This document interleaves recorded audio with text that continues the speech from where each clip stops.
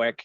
But one of the things I wanted to ask, when we're looking at like the sales tracker, for example, when it says total revenue closed, I'm assuming that revenue, because obviously that's greater than what is collected in new cash as well as the FIP. It's the contract. Yeah, that's the other like the fulfillment side. Gotcha. Yep.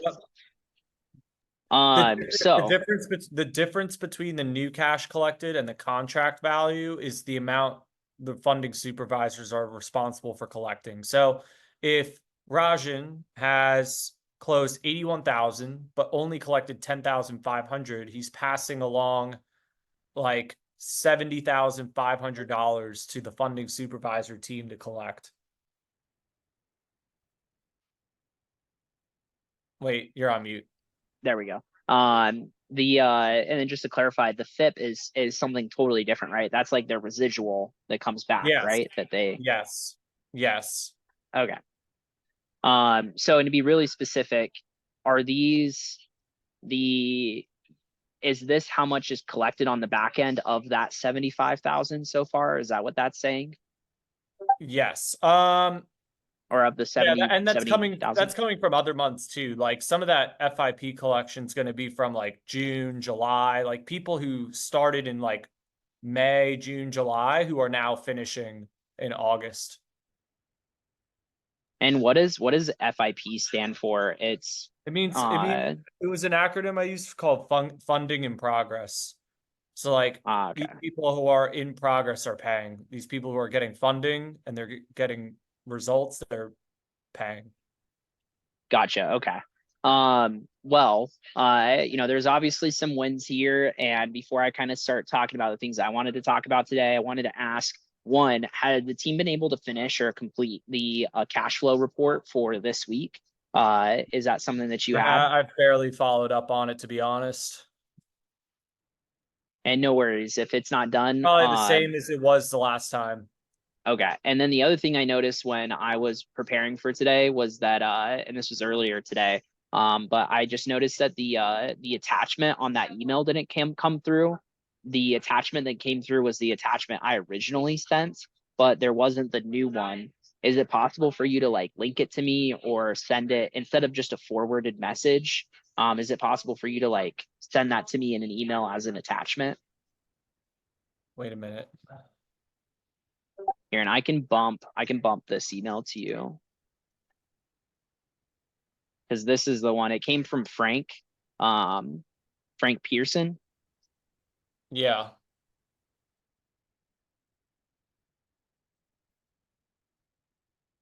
Wait a minute.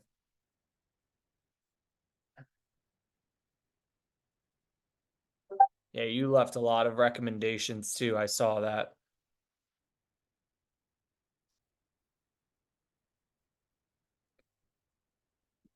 Wait a minute, let me see. Oh, you couldn't open that? So the file that was attached.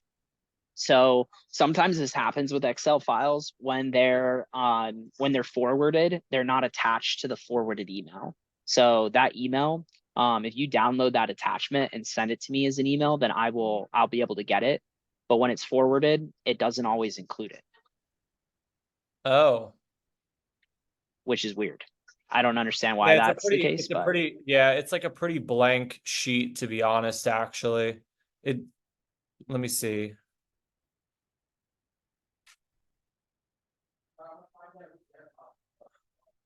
Yeah, it's kind of like a pretty blank sheet, but I'll still download it for you. Okay. I know this is an area where I'm trying to get a little bit more familiar. Yep, 100%. And I think that, like right now, it will be really helpful. It'll help us out a lot. So I would definitely recommend doing it. But also I recognize that you guys are starting to do a little bit better month over month, or at least it seems that way. So I can understand it not being as much of a priority. We've been making some small little, I've been going through 10x owner as well. So that's been helpful.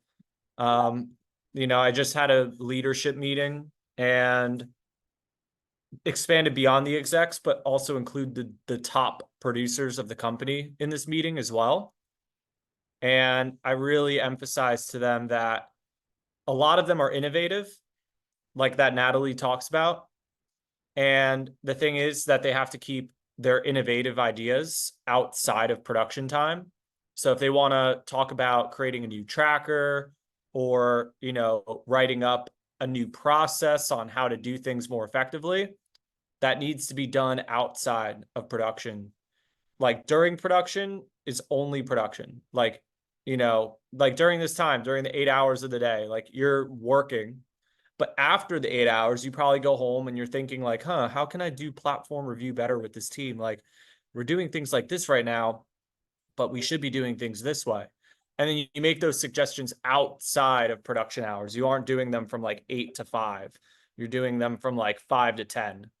So enforcing the same thing amongst the team, amongst the guys.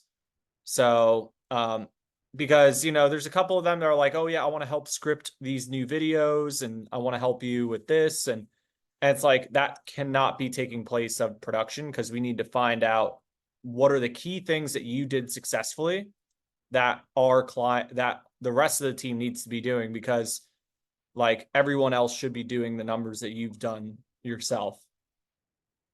Yeah, no, absolutely. Like what I would say is that until we've been able to duplicate that, exactly what you just said, that should be the entire focus of the team. And if there's, again, we'll talk about this as well, that like, we'll assign projects. Like I have a number of projects that I'm working on, but those projects cannot be, the work that we're doing for our clients cannot be, put at, compromised in lieu of those projects, right? Those projects are an Correct. addition. And so the idea there is that, again, like you said, if you're ahead Got on to your get all client work, client work done before you do all this other stuff. So we're starting to enforce that a little bit stronger this week. So I think we're really starting to just nail down what we want. I had a recruiting agency who was like, why didn't you hire this guy? I'm like, he did not, in his answers, I did not see a hard worker wanting to be the best. Like, I didn't see that. So I'm not even going to waste my time. He could be skilled, but he's going to be gone in 6 months. So I'm not even going to put my time into it. yeah, no, absolutely. And I think that your idea around looking at school and looking at those sales courses that people are paying for and are motivated by, I think it's a great place to be looking for talent. So of course, if that's something you're able to do, I would leverage it. What I wanted to ask is looking at the last few days and weeks, wanted to hear from you if there was any major changes you were seeing on what was coming in from the sales team. I see that, two people look like they fell off. Sky, month over month, he's not on. Fired. July. Yep. And then who was the All other of his person? deals turned to refunds. This guy, Nate Smith, he was barely with us. Okay. He was with us for like 2 weeks, but sucked. He was good, but he was very nervous pitching the offer, couldn't really improve. I was giving him a lot of coaching myself, and he wasn't improving. So, yeah, he was someone that he's just afraid to duplicate, I think. I don't know. Understood. The other one I wanted to ask was Luca. It looks like Luca Oh, has yeah, not done. through August. Is he also Same gone? guy. Yep, done. Same deal. Like, I'm a great closer. I don't have to outflow. Gone. Gotcha. And he Okay. sucked. And he couldn't even close deals. He couldn't handle like the close. He wasn't enthusiastic. He was way too calm. So now I'm like calling it out on my own team. I'm like, look, this is who we really need to look for. Like, we're not looking for these guys. If this guy is showing up way too laid back, he's not hungry, don't even hire him. I don't care how good his mock call was, because he's just not going to produce. Okay. And so the next question that I have is what's going on with Gusto? I mean, he's at 76,000 We're going to be doing closed more in new one-on-one cash. meetings with him. Yeah, we're going to be doing a lot more one-on-one meetings with him to determine like the key drivers that's helping him succeed. So we're going to do some more private one-on-ones with him to figure out what he's doing successfully. Okay. So one thing he was doing though, he's sending videos just like the Cardone guys. I haven't gotten a video from Cardone Ventures guys, but I get them from the Cardone training technologies. The card on you guys. Yeah, They send videos. Gus has been sending videos in email. that's Um, good. simple things like that, confirming his calls. He just has the attitude. He really has the energy, the attitude of someone like Aaron, who is so excited to talk to whoever he's confronted with. And he's so passionate about what he does. He's very enthusiastic about pushing someone over the edge. I think that's probably the standalone difference between people like Rajan and I'm sorry, between like Orlando and Gus versus everyone else. I think they're just like they've also had interest in going through the process themselves, um, which helps. But I think that they're just like they have a lot more go-getter spirit. So I think that has something to do with it because like the way that you act and if you're going to invest into yourself and you're going to strive to be the best, you're going to be able to communicate that very well in others. And it seems that my business really, that's like the big thing that we do with people that they're not necessarily signing up for, is that we help them make that push over the edge. One of the things I want to ask is how are things going with developing that onboarding plan for a sales team member? We're actually working on it. We're getting much better at it. We've been creating docs. These are things now that we have to do outside of production. Um, Fortunately, the coaching is there. Like someone can hop on a Zoom call with me and I can drill with them and they can get better, or with our sales director, or with Paul, or with Tony, or with anyone, and they could drill. But we're working on the whole tell me, show me, let me process tracker. So we're building that out. Paul's had a lot of attention on it. He's now in Poland though for the next 2 weeks because his grandpa is passing away. So he's not with us for the next 2 weeks, but he'll be working from his computer probably a little bit. But that's definitely something that he's been doing a lot of. So we've been building those things.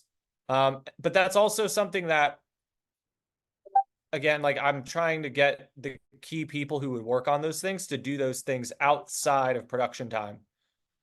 So Mhm. that stuff, if they're doing it in the middle of the production, like we haven't really grown in like 17, 18 months. We've gotten better information, but now we really need to get back to what was working, which is like focus on the key drivers. We're going to build this stuff out after production. So I want to get these guys to fill out this process tracker outside of production because it's hurting the growth of the business because they're not collecting money during time where they should be collecting money. Yeah, and I also want to be clear too, or make sure I'm understanding. So for a position like Paul's, I would expect him to be working on building out like the show me, tell me, let me. But are you saying that because he's needing to pull like a He's also been salesperson doing a off? lot of the recruiting too. He's really our best recruiter, and we have two recruiters that we've delegated work to, and they're good, but they're still getting better. Understood. Okay. I'm Um, still drilling with those people too. So Paul has been doing a lot of recruiting. He's still been wearing a lot of hats that need to be handed off at some point, such as like onboarding employees and very simple IT stuff. So yeah, he does need to spend some time doing the process tracker. In fact, really, Gabe is going to be spending his time doing more of those things. He's doing more of the one-on-one meets. I do one-on-one meets, of course, but he does one-on-one meets with the same people. But I've actually delegated to him yesterday in our one-on-one because we were going through a lot of this stuff. And I was like, what I want you to do now is not just do one-on-ones with all the executives, but also with the top key performers in our business and start extracting the successful actions, the things that they're doing, the qualities and traits in which they possess as characteristics, and start pulling these things to figure out what they're doing differently than the rest of the group. So we could then hire better people who exhibit those same characteristics and figure out like the small little actions that are building up to the big results. So he's actually going to be collecting the data, and he's very good at putting it into processes. He's very good at his post in our business is called establishment officer. So he's a very high ranking executive that just focuses on establishment. Understood. Well, like I said, I think that's exactly where he needs to be and what he needs to be doing. I think that as far as your sales team and anybody that is in production, I absolutely agree with you. The business has been flat. And one of the things that, of course you're seeing as well, but like if we look at the new cash collected, and the FIP collected, that's 333,000 through this month. And even though obviously We're at Gusto 405. 405. Okay, so maybe this just hasn't been updated for the most recent week. Yeah, But or some FIPs are coming in for other closers that are no longer here. that makes sense as well. But when we look at this for prior months, that was 610. We go back 960. We go back to January time, and that was You have the significantly master higher. tracker? Yes, this is the sales master tracker. Do you have the other But master? Here's this one. Check this one out. This is the one that you probably want to see. is it this one? Nope. Nope. Okay. Here, you're a viewer on this one. Check this one out. This one's my favorite one. Okay. Okay. I shared it to you before. Ooh, wait. Yep. Go to yep, you're gonna love this one's on a team overview. That's everyone who paid. So go to daily collection report. Oh, that's gotta Okay. be up. There's no way. If we're at 6,000 for the day, that's embarrassing. Let me see.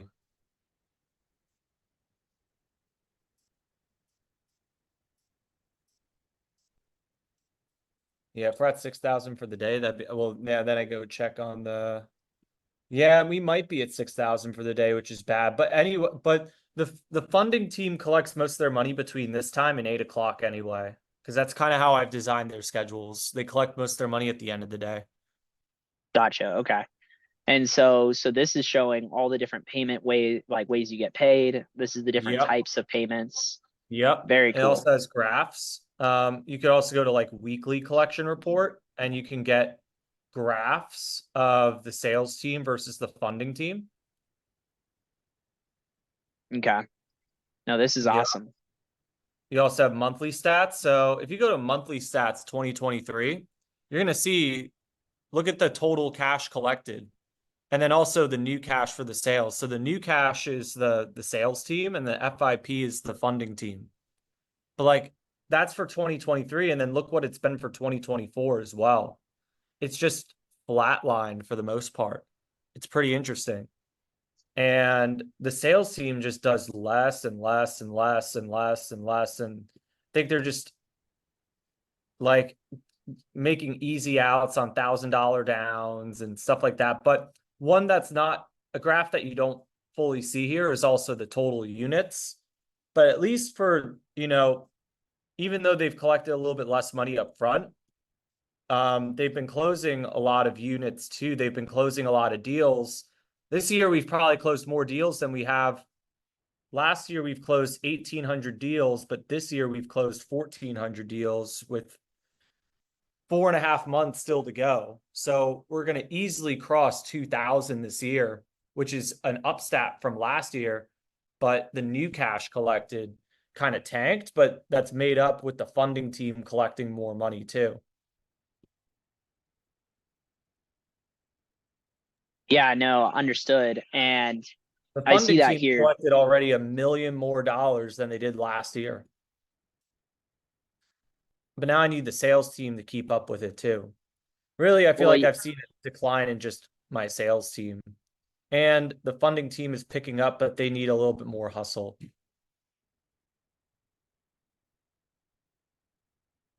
this is definitely awesome to see. And I will make sure to have this in my notes to make sure, because I know you guys shared quite a few with me, and I just want to make sure I don't lose this.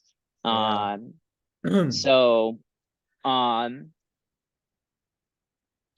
Andrew, I know that one of the main things that I'm wanting to review with you, because I think you guys are all taking very successful actions. Like we need to just keep doing those things and, continue. Like if we look back, when we first started these calls, we only had Orlando that was performing, and Now we have now we have Gus. Gus, right? So like we've proven that that can be done twice. So Brandon says that if you can make it happen 3 times, that's a trend. And then from there, it's how do we duplicate the trend? Right? We're Which is all the thinking we're things that gonna you're get currently that with doing. Noah. We're thinking we're gonna get that with Noah. Sam is also really good too, but he just doesn't take as many live calls. Or Orlando's a little bit better of a closer, clearly. But look at Gus's live calls, 75 live calls. But Gus is also working on the weekends too. He works 7 days a week. Yeah, I was noticing that in his tracker. Content. A lot of There's guys get no, complacent. yeah, I mean, that's why he's done so many more calls than everybody else. So, um, what I want to say is this, is that I want to give you some time back in your day, because what I really wanted to review on this call is that cash flow tracker, and really just see what that looks like in the business. But I also recognize that you guys are doing a lot of different things, and I think the things that you are doing are the correct actions. We just need more time doing them. Continuing to identify where do we find those top tier salespeople that are going to be really hungry. I like the idea of school. I like the idea of thinking of where are those communities that we can tap into to say, hey, we have our top salesperson is, bringing in X number of dollars last year and is on track this many dollars this year, right? When Aaron gets up there and says, last year I made $500,000 and this year I'm on track for 750, like that really attracts those people that are really go-getters.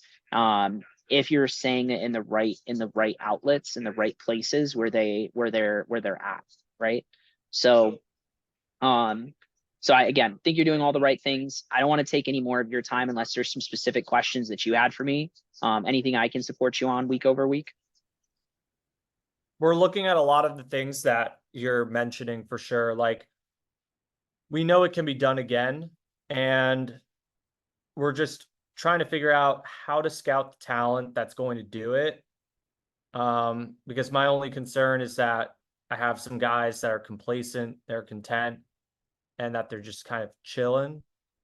And they really need to be producing more.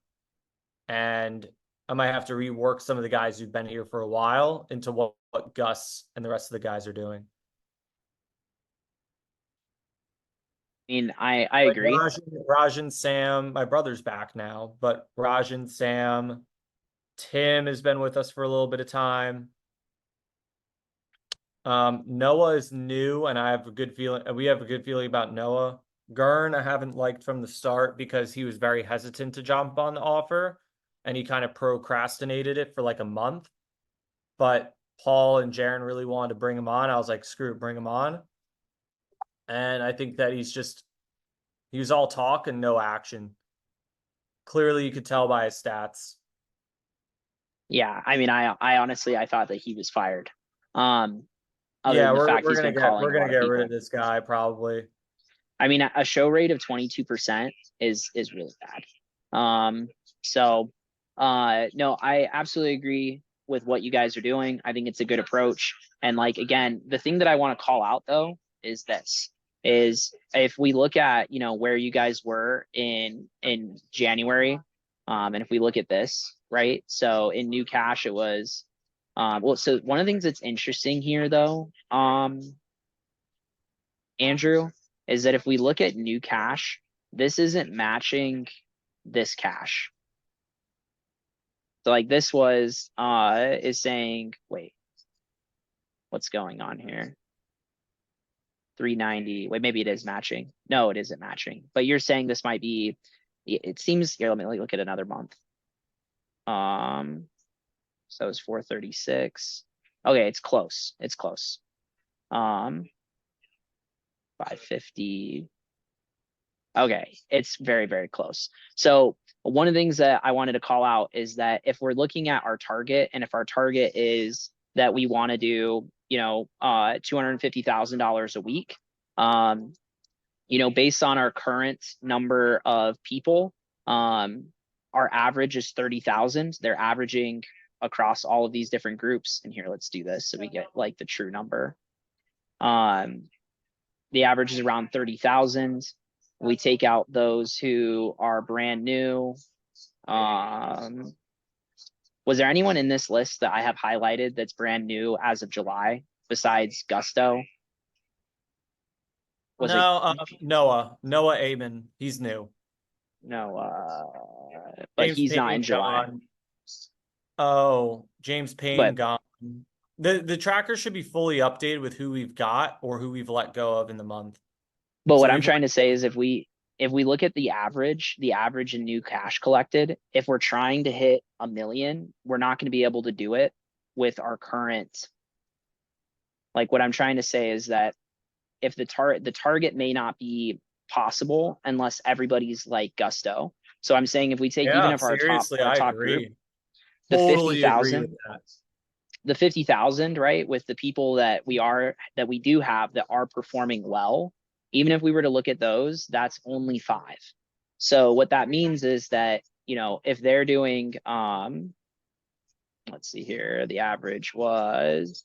Yeah, I mean, 50,000 is a pretty embarrassing minimum, to be honest. It's got to be way higher. It's got to be like And 75 to 100. and if we look at 55, right? So like with that group, and there's only 5 of them, like the target there now is 278. So my point being is that we need to dial that in, and then we need to because like, okay, how about let's look at it this way. You guys are going to be able to do the same total amount of revenue because you're up in terms of number of units, right? You're going to, when we look at year over year, so number of units was 18, and then through July that was 11, 12, 7. Through July that was 1366. So you're up in terms of units. So on the back end, on the funding team side, you guys are likely to make up the revenue that you're not getting in terms of cash. But because you have to wait for that cash to come in, you're going to be slow in terms of ramping up your marketing spend. Does that make sense? Yeah. So the more amount of money that you guys get on the new cash side is going to allow you to put more money into marketing, which is going to allow you to get out of this slump. So year over year, you'll see growth, but it won't be as much if this new cash is down. So the way that I would look at this is I would set there's 2 targets. That too. I think they just get so slow. I think, yeah, I've explained that too. I think they're scared because they don't want to hurt a client's chance of getting funding by taking too much money up front. Yeah, maxing out their card and then it reports and their credit score goes down. So what I would say is, again, like not only I've just trained having them a on new, this too. I've trained them on this. I think I really just need a lot of newer sales guys, realistically. The question I Like, have for you yeah. is, do you have a new, like a number of new units sold in a month? Right now their minimum bonus for incentives is like 50,000 and 20 closes, which isn't even where I need them to be. I realistically need them to be at 75,000 and like 30 closes. So, but what I'm asking is, like, for the month, how many closes do you need? Because one of the things that can happen is, like, if we, and let me pull over a template I can work in. What I'm trying to say is that, like, if we have new closes, new cash and FIP, right? Like, if this is, say, you know, let's say it's probably like what, 250 or something like that. Is that what I you would guys like are? for that to be what we do every What is month. it? Yeah. Is it, It's what like is it probably closer on to? average like 200 on average. Okay. So what I'm trying to say is that, and then we'll say this is a percent of contracts. What I'm trying to say is that, are you guys tracking the number of closes per month? Because if we start seeing this going down, this new cash could go up, right? So this could be, new cash could be Sure. like say 600,000, but then this is, now say 650, and then this is 700. But what's going to end up happening is on the revenue side. So like revenue for the year. Yeah, You see what totally. I'm saying? It's on that, that's on that tracker. And yeah, we definitely look at that. We really need more processes in place to like know how to meet together as a team. Like, I know that you guys probably have monthly meetings where you go over certain things, or bi-weekly meetings where you go over certain things, right? Um, which is a big reason why I'm doing this, because I mean, for us, we're just kind of reacting to fires and putting them out. We don't know to meet on a monthly basis. We don't know to do this, right, or to do that. So we're kind of just winging it while we wait to see what the SBU advises us to do. No, and I can understand that, and we want to get you delivered as well. But when we look at this tracker, and we see Yeah, and these we and total we've units. called that out. Like last month, if you go to monthly stats 2024, right? Like we saw that coming, right? Because look at the June to July change, right? We went from 215 units to 137, and then the next month our cash collected there was terrible. And this But is the something but we, the thing oh, go that's ahead. odd though too is like we're signing up all this revenue, but we leave like $1 million on the table every month. If you look at the Because you guys total aren't. cash versus the revenue, look how much money is being left on the table.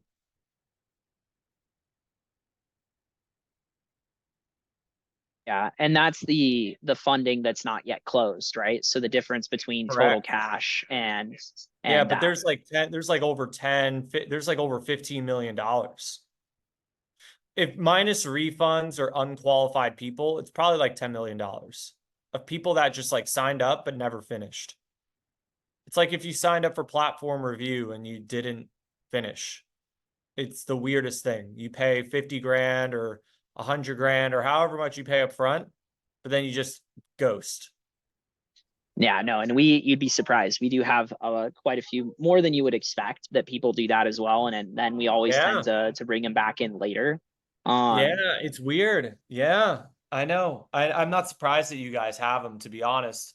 It's refreshing to hear that it happens to you too.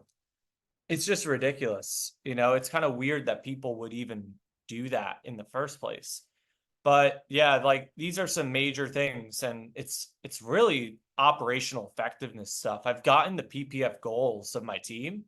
They have bigger goals, but operationally they're not effective, some of these guys.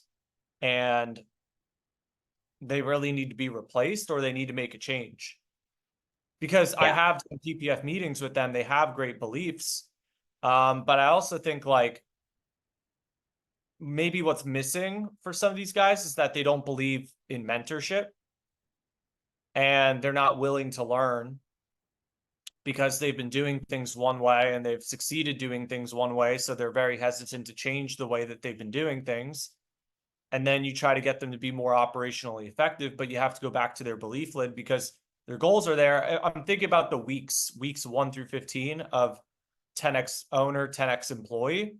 The first 3 weeks are your vision, your goals, but then weeks 4 through 6 are studying, finding, studying, and attracting mentors, which our top producers do those things. Lauren, Matt, Orlando, Gus, they are willing to learn. They are aligned with their goals. They're willing to learn. They're willing to do things better. And as a result, and then they can also be operationally effective. They know the key drivers that contribute to their stats and contribute to their income, while like it's we're having trouble driving that amongst other people, and it's resulted in this embarrassing uh statistic that we see.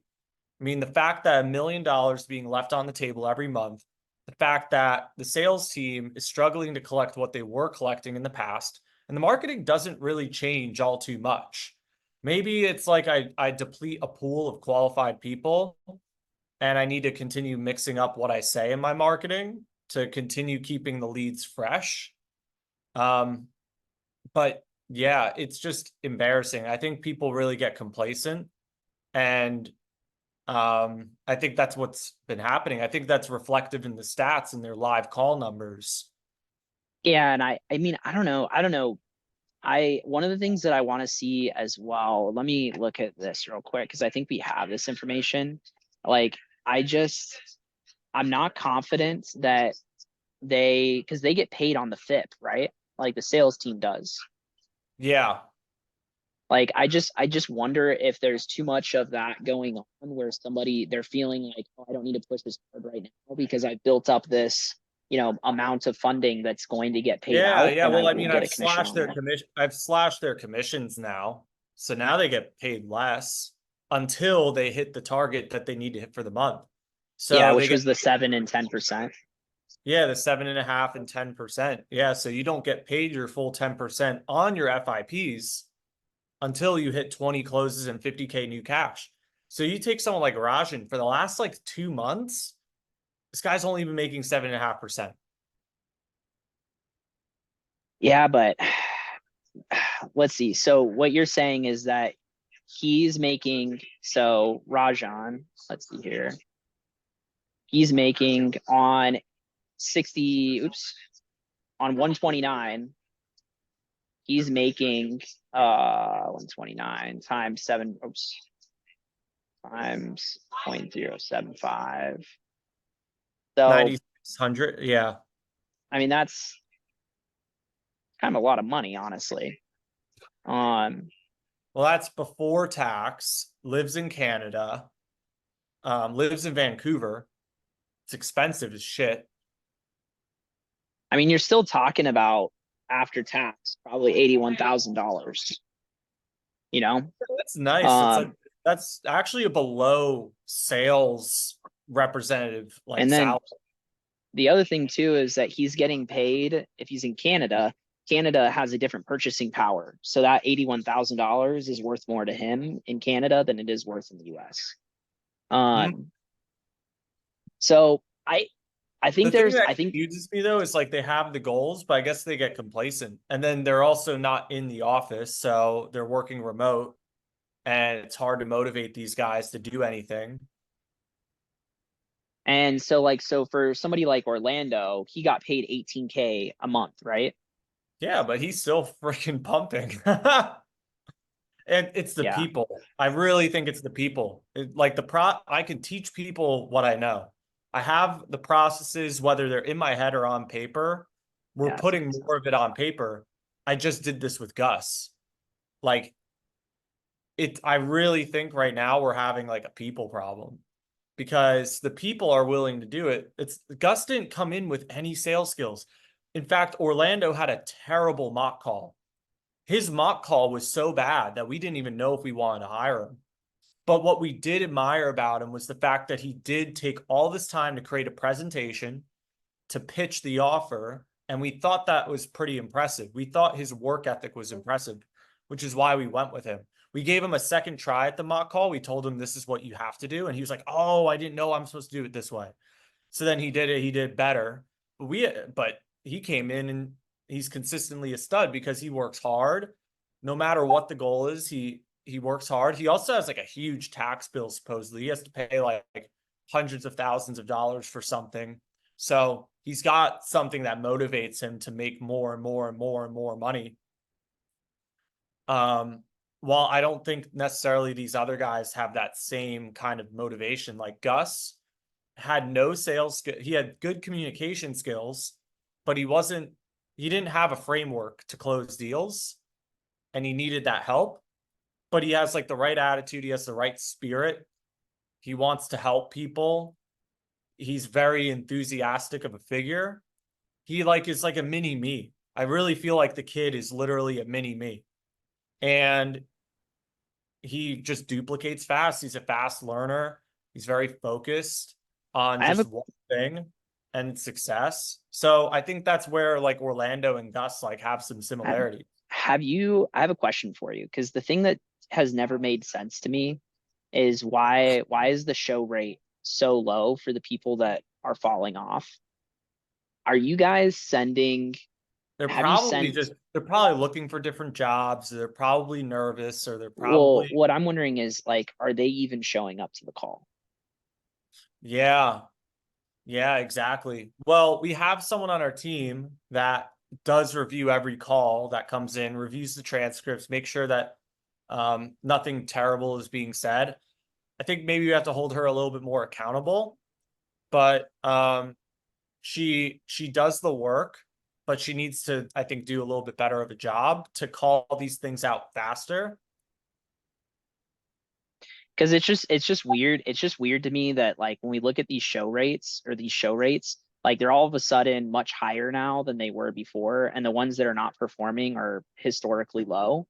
Like I question whether or not they're even showing up to the call at this point. Because like we see like Rajan, Sam, and who's the other one? Like both of them went from 40 to 50 to they went to 50 to 65. Like those are major increases, right? Like I don't know. It's interesting. So, anyways, I I agree want to with get you these everything you're guys into my saying. office. I agree with everything you're saying, Andrew. I think you guys are on the right track. We need to just duplicate the success that you found. I agree that it is a people problem. But one of the numbers that I would pay close attention to is the number of units, right? Like the number of units needs to stay at a certain mark, or else you guys are going to start backsliding. So even if they're closing less cash, we need to ensure that they're hitting the number of units. I So have them if focused that's right now on like live calls too. I think the substat's very important.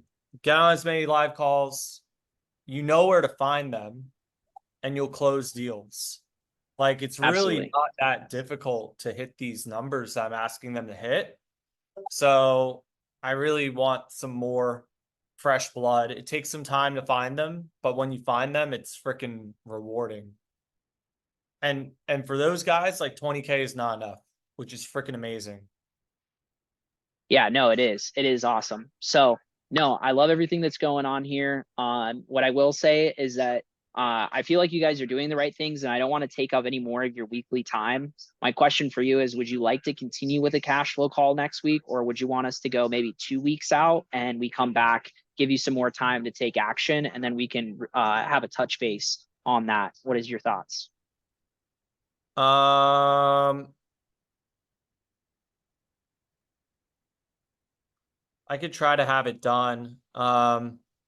Honestly, I think I really need a process to getting it done because I feel like we're just kind of winging it. Understood. Well, what I will say is that Gladys will get it done. I think Frank will get it done too.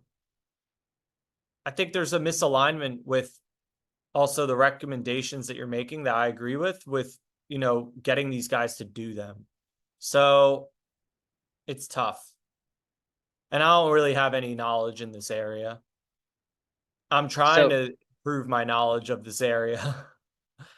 But No. putting this together, like I'm gonna be honest, I'm probably not gonna do it. But I know Gladys and Frank would do it. I want to just see the numbers and then help make decisions based off the numbers. That's what I'm better at. Yeah, and what I'll say is that if Frank and Gladys are responsible for the bookkeeping and, are maybe one of them is, I think you have a fractional CFO, they should be the ones that are responsible for doing this. So, Yeah. so what I would recommend is, how about this? Let's not schedule a meeting right now. If you guys need 2 weeks, take the 2 weeks. But note, this is a weekly thing, right? This is something that gets done every Monday and then is reported on. You guys are reviewing it at end of day Monday, Tuesday, you're reviewing it as a team.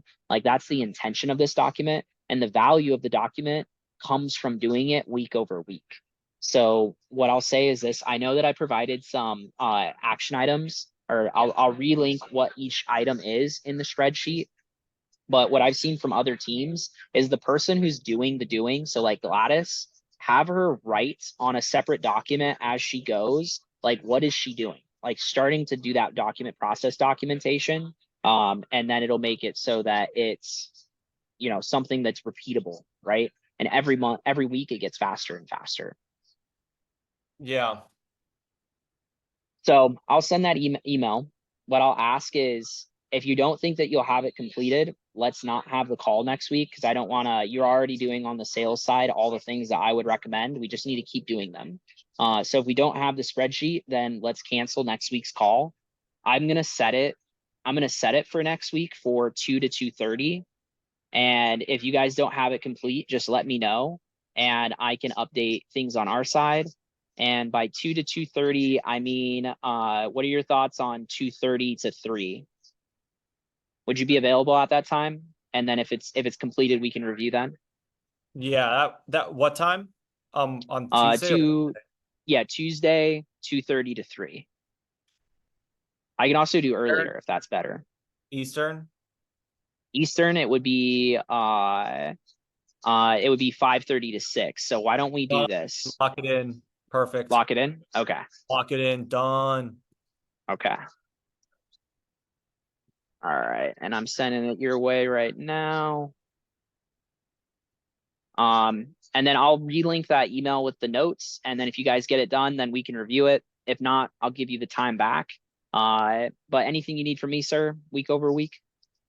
Uh, no, I'm good, man. I mean, more suggestions really helps. I mean, I think going through some of the courses, I know exactly what you guys are trying to do here in platform, and you're really looking for the key drivers that create growth. So I feel like I'm getting on the same page of that. Because I mean, those are essentially like Brandon's words exactly. You're really diving into the three lids of the business.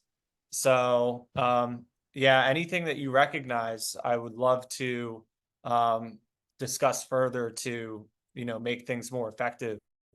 I'm going to spend some time tonight DMing closers myself on school because I'm tired of this pathetic sales team. Yeah, no, I think that is a good use of your time. And again, just leveraging the fact that you have the proven process, the opportunity already exists. You just need somebody who's motivated and hungry, and you'll make it happen. So focus on that, and I think you guys will do great. And then also we have the financial modeling call coming up, and that's going to really dive into those key drivers, and we're going to really hone in on those. So that call will be in the next couple weeks. But sir, I hope you have a great rest of your day, and I'll talk to you next week if we get that finished. So Sounds great. I'll talk to you next awesome. week. Hey, see you later. Bye. See ya.